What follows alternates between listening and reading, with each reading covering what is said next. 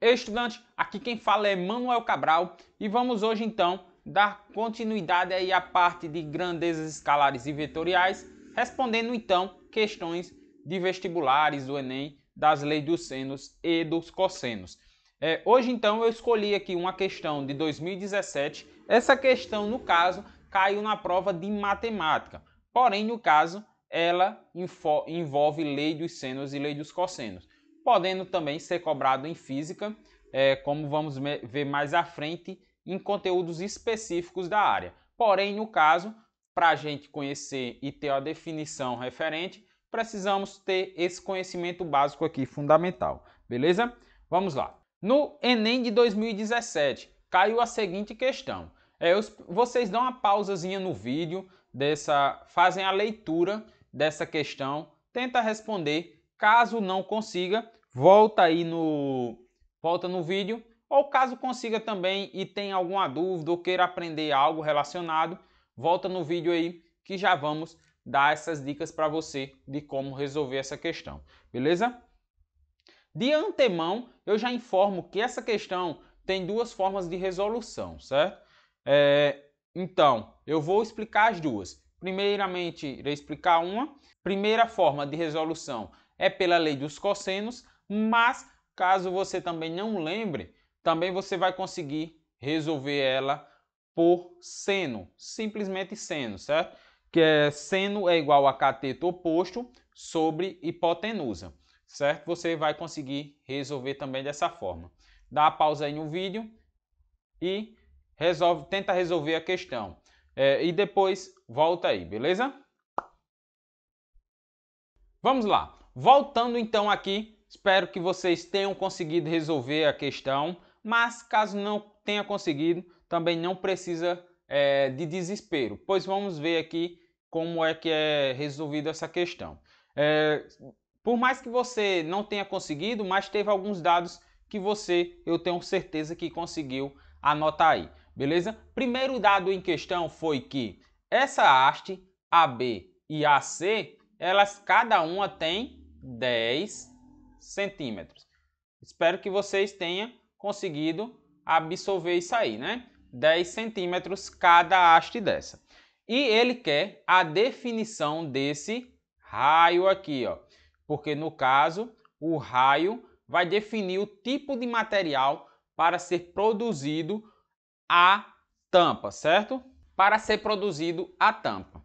Esse desenho aqui desse gráfico em si é mais só como um demonstrativo mesmo, pois no caso esse gráfico XY não vai influenciar na resposta em questão, beleza? Mas vamos lá. Se nós observarmos, ao verificar isso aqui, essa parte aqui, ela forma um triângulo, não é isso? Ó, se nós observarmos aqui, ó, isso aqui tudo forma um triângulo, beleza?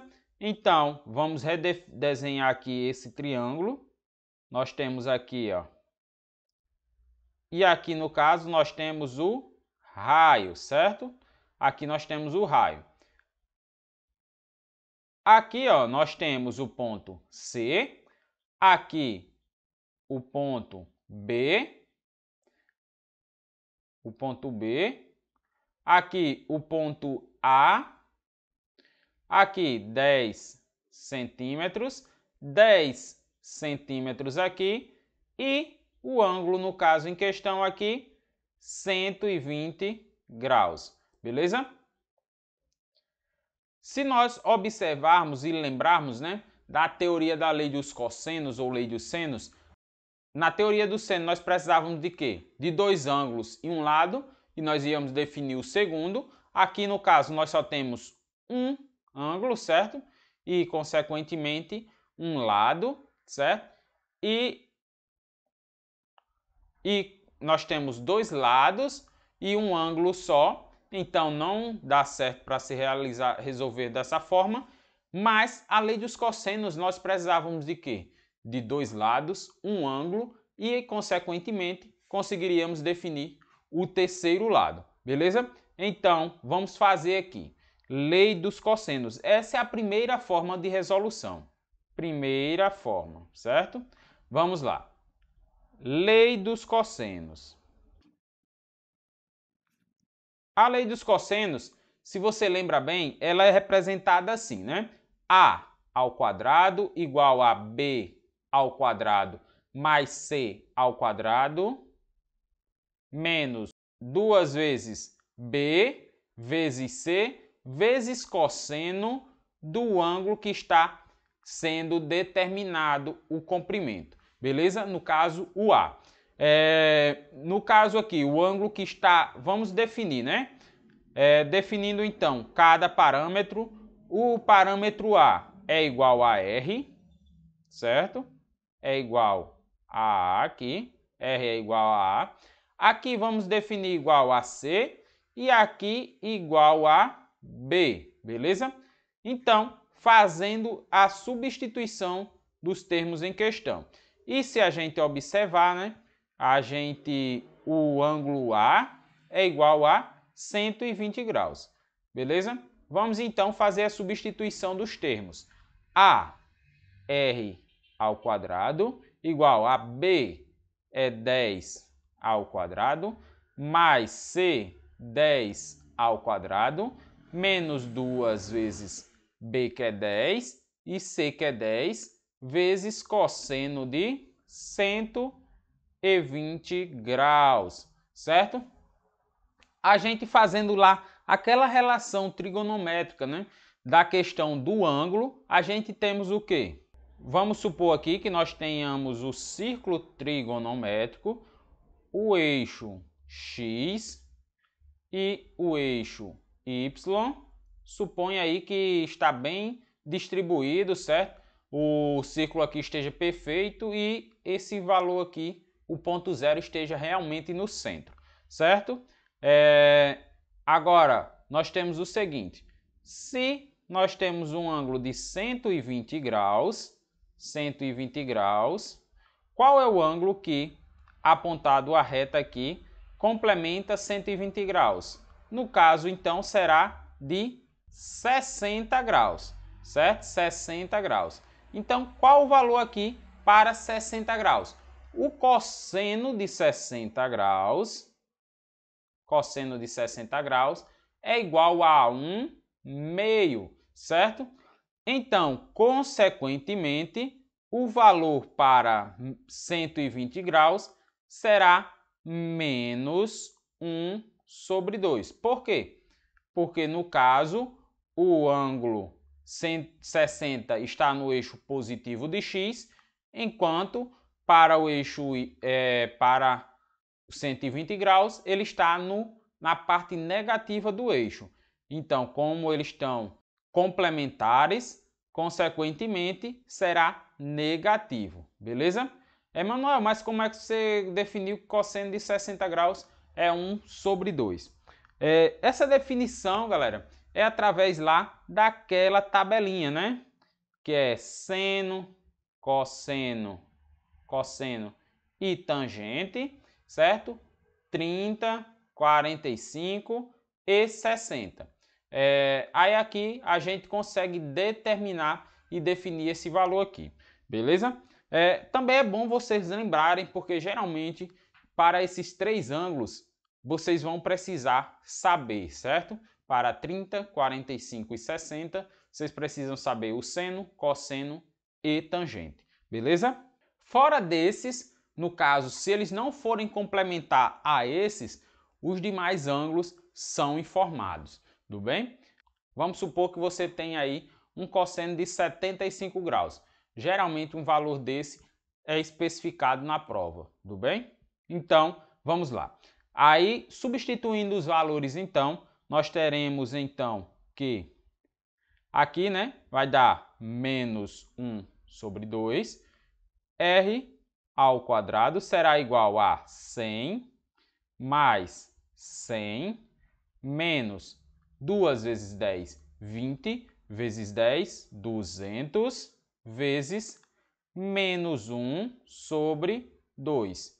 Logo, então, isso aqui será igual a 200 menos, corta 200 com 2, vai dar 100. 100 vezes menos 1, menos 1. Como o sinal aqui é menos 1, ficará mais 100. Logo, então, R será igual a raiz de 300. Emanuel, mas aqui não tem raiz de 300, e sim tem raiz de 3. Se nós fizermos lá a fatoração, né, de 300, a gente vamos conseguir dividir por 2, que vai dar 150. Dividir novamente por 2, que vai dar 75. Aqui já não conseguimos dividir por 2, porém conseguimos dividir por 3, que vai dar 25. Aqui não consegue ser dividido por 3, mas consegue ser dividido por 5. Então, vai dar 5 e 5, 1. Com isso, então, o R vai ficar igual a raiz de 2 ao quadrado vezes 3 vezes 5 ao quadrado, certo? Essa, no caso, é a raiz em questão. Ficando logo igual, todos os parâmetros que estão ao quadrado vai sair para fora da raiz e, consequentemente, ser retirado o expoente. Então, ficando da seguinte forma: R ficou 2 vezes 5 vezes raiz de 3. Raiz de 3 nós temos quanto é, né? Raiz de 3 é quanto? É aproximadamente 1,7. 1,7. Logo, então, R vai ser igual a 17 centímetros. Consequentemente, com essa resposta aqui em mãos, nós vamos procurar o valor que mais se aproxima do termo em questão. Vamos lá. No primeiro termo, o R está entre 0 e 5, então não é dentro desse parâmetro. Entre 5 e 10, também não é dentro desse intervalo. Entre 10 e 15, também não é dentro desse intervalo. Entre 15 e 21, no caso, então, é dentro desse intervalo. Consequentemente, a resposta correta é a letra D, beleza? Aquela, no caso, foi a primeira forma de resolver essa questão. Porém, nós temos uma segunda forma de resolver essa questão. Porém, nós precisamos conhecer um procedimento matemático. Relembrar que este triângulo aqui em questão é um triângulo isósceles. No caso, possui dois lados iguais, certo? Então, consequentemente, se nós traçarmos uma reta do ponto A até o centro, certo? Desse triângulo aqui, nós vamos ter aqui, ó, daqui até aqui, um valor de R sobre 2. Consequentemente, o ângulo formado aqui será a metade do ângulo de 120 graus, que seria 60 graus. Vamos então redesenhar esse triângulo aqui ao lado. Essa, no caso, seria a segunda forma de resolver a questão aqui especificada. Então, nós temos aqui, ó, um ponto A, o ponto B, e aqui, no caso, vou chamar de ponto O, certo? Que é o centro, certo? Vou chamar aqui de O. Então, consequentemente, aqui forma um ângulo de 90 graus. Este valor aqui, ó, nós já especificamos que é 10 centímetros. E esse aqui, no caso, é R sobre 2. Esse ângulo aqui em questão é de 60 graus. E nós queremos encontrar, no caso, esse valor de R. Tudo bem? Como é então que a gente vamos determinar esse valor de R? Sabemos que, vamos relembrar lá a propriedade de seno. Seno de um ângulo qualquer, ele é igual ao cateto oposto, certo? Que chamei aqui de CO, sobre a hipotenusa, certo? Hip, eu chamei aqui. Então, consequentemente, sabendo disso, podemos substituir os termos que temos aqui. Nós temos os seguintes termos, que o seno de 60 graus, que é o ângulo que nós temos, é igual ao cateto oposto. O cateto oposto, no caso, é o cateto que está à frente do valor em questão, ficando então igual a R sobre 2. E qual o valor então da hipotenusa? O valor da hipotenusa é 10 centímetros. Fazendo lá aquela regra de meio pelos extremos, temos o seguinte, que o valor de seno multiplicado por 10, nós teremos 10 vezes seno de 60 graus, vai ser igual a R sobre 2. Com isso, o que é que acontece? R sobre 2 vai cair na mesma coisa aqui. Então, vamos meio pelos extremos novamente. Então, R vai ser igual a 2 vezes 10 vezes seno de 60 graus. Lembrando, no caso, lá aquela propriedade, né?